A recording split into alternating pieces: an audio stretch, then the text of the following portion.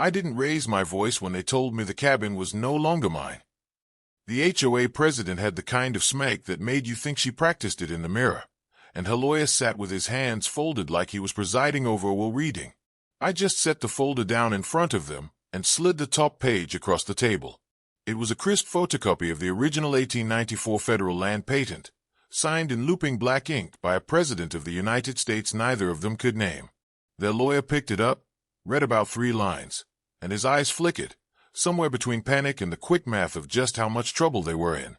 I leaned back, crossed my arms, and let them read the part where it spelled out perpetual, unbroken ownership rights to the parcel in question and all improvements upon it. I'd spent a year preparing for that moment, and now I didn't need to say a thing. The paper spoke for me. Before any of this nonsense, the cabin was just my quiet. I'd inherited it from my grandfather, who had built it with his brothers in the 1950s on the edge of a pine ridge about 20 miles outside town. No plumbing when he started, no electricity until the early 70s, just a single-lane day track winding through the woods and opening up to a clearing you could stand in and hear nothing but wind. I kept it for hunting season, trout fishing in the creek, and those late autumn weekends where the air smelled like wood smoke and frost. Most of the year I was overseas working private security contracts, so the place sat empty except for the occasional visit from my cousin who'd keep the weeds down and check for storm damage. I never planned to live there full-time. It was just a piece of my family's history, a place to disappear when I needed to breathe. The last thing on earth I wanted was neighbors. The HOA wasn't even a thing when I was a kid. That whole area was raw land, privately owned cabins, and hunting lots scattered in the timber. But about 10 years ago, a developer bought up several adjacent tracts, paved a loop road, put in some golf cart paths, and sold off rustic luxury homes to people who wanted mountain views without mountain grit. When they couldn't get enough buyers, they formed a property owners association to manage community standards. I didn't pay much attention. My lot wasn't in their original plat, and I had zero intention of joining. It wasn't until 2 years ago, when I was on a 6-month rotation in Eastern Europe, that I found out they'd decided to expand their boundaries. I came home to a letter taped to the cabin door in a cheap plastic sleeve. It was on HOA letterhead and addressed to Dear Resident, though they spelled my last name wrong. It said my structure was in violation of multiple covenants, including roof material not matching approved pallet, non-compliant fencing, and abandoned vehicle on premises, my grandfather's old International Harvester pickup, which hasn't run since '88 but still has his hunting stickers on the bumper. The letter gave me 30 days to remedy or remove all violations or face fines, liens, and possible property seizure per bylaws. At first I thought it was a mix-up. Someone had assumed my cabin was inside their jurisdiction. I sent an email to the address listed, explaining politely that my land wasn't part of their subdivision, that I had my own recorded deed, and that I'd appreciate them updating their files. 2 weeks later I got a reply that was basically a form letter, repeating the violation list and adding a line that, per recorded vote, your property is now considered within the association's boundary lines. Which made about as much legal sense as me declaring their golf course was now part of my backyard. I asked for a meeting. They ignored me. I sent copies of my deed and the county parcel map. They sent back a final notice with an increased fine schedule. By the time I managed to get the HOA president on the phone, she cut me off mid-sentence to say, "Sir, this is above your pay grade. We own the covenants now." That's when I stopped sending emails and started reading property law. I learned quickly that HOAs thrive on bluster and the hope you'll fold. They send scary letters, tack on fees, and speak in we have the authority tones, betting you won't check the fine print. I also learned that most people don't have an ace in their back pocket. I did. My grandfather had mentioned once, in passing, that the cabin sat on patent land. I'd never really thought about what that meant, assuming it was just old-timer talk for a deed. But patent land is different. It's an original land grant from the federal government, predating zoning laws, HOA covenants, and, in some cases, eminent domain claims. The key: unless voluntarily conveyed, the rights can't be stripped, modified, or encumbered by any subsequent entity without the owner's explicit consent. I dug out the file box from my grandfather's closet, the one with the brittle manila folders and rusted paperclips.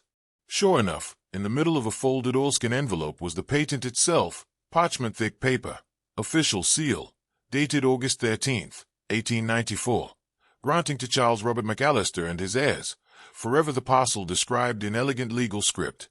The cabin stood on land that, in a very real sense, existed outside the reach of the HOA's little empire. But I wasn't about to just wave it at them. Not yet. First, I needed to make sure the chain of title was unbroken, the coordinates matched modern surveys, and there were no sneaky easements or encroachments they could claim. That meant weeks in the county recorder's office, cross-referencing plat books, microfiche, and the original township survey. I documented every scrap, scanned it, and built a file thicker than a city phone book. Meanwhile, the HOA escalated. They put a bright orange seized sticker across my front door. They towed my grandfather's truck to some impound lot 2 towns over. They even hired a contractor to start inspecting the cabin for code violations, which I found out about only because my cousin caught the guy halfway up the porch steps and called me in a fury. Neighbors who used to wave when I drove up started avoiding eye contact. I don't know if they were scared of the board or just didn't want trouble, but it made every visit to the cabin feel like walking into someone else's backyard. I worked quietly. I hired a property attorney, not one of those flashy billboard guys, but a gray-haired man named Keller who spoke slowly, carried an actual briefcase, and had been practicing since before HOAs were even common. I gave him my file.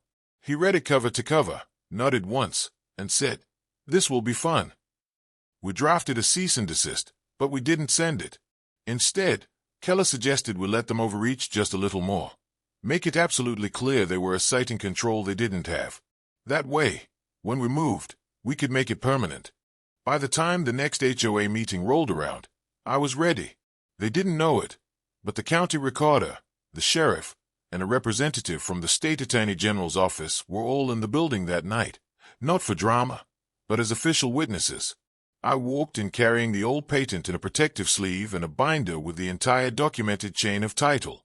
The president started his speech about trespasses and delinquent members when Keller politely interrupted and asked if the board would accept an evidentiary submission. The lawyer looked curious until he saw the first page.